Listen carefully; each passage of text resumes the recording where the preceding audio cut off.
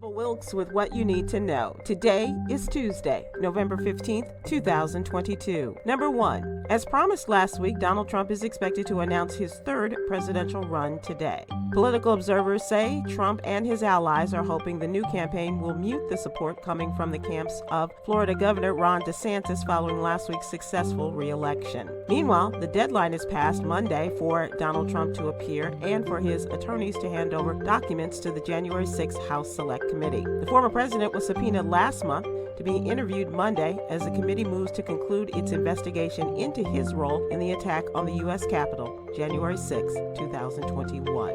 Number 2, the White House has released a fact sheet detailing how the United States will strengthen its partnership with Indonesia. This investment will support Indonesia's security and prosperity while working together to tackle the climate crisis, promote access to affordable food and energy, and strengthen pandemic preparedness. This comes after President Biden's recent meeting with China's President Xi Jinping. The two leaders spoke candidly about their priorities across various issues, such as climate change and China's human rights violations in Japan. Number 3, everyone in a district of 1.8 million people in China's southern territory was ordered to stay home for virus testing over the weekend as another rise in infections was reported. Nationwide, a total of 11,773 infections were reported over the previous 24 hours, including over 10,000 people with no symptoms at all. China's numbers are low, but the past week's increase is challenging a zero-COVID strategy that aims to isolate every infected person.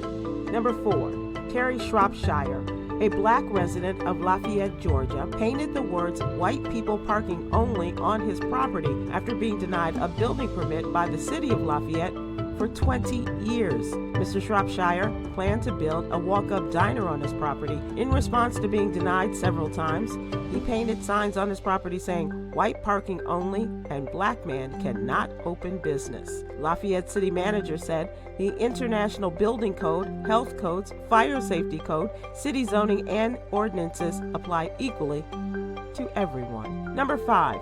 The Social Security Administration announced that the wage base for computing Social Security tax will increase to $160,200 next year. Wages and self-employment income above this threshold are not subject to Social Security tax.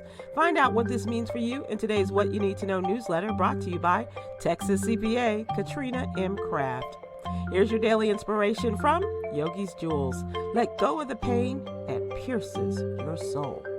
Join me today live on YouTube and Facebook at 7 p.m. Eastern, 6 p.m. Central with comedian extraordinaire Damon Williams and political contributor Cameron Riley as we discuss today's top headlines and more. To subscribe to my free daily What You Need to Know newsletter, please visit SybilWilkes.com. Be informed, be empowered.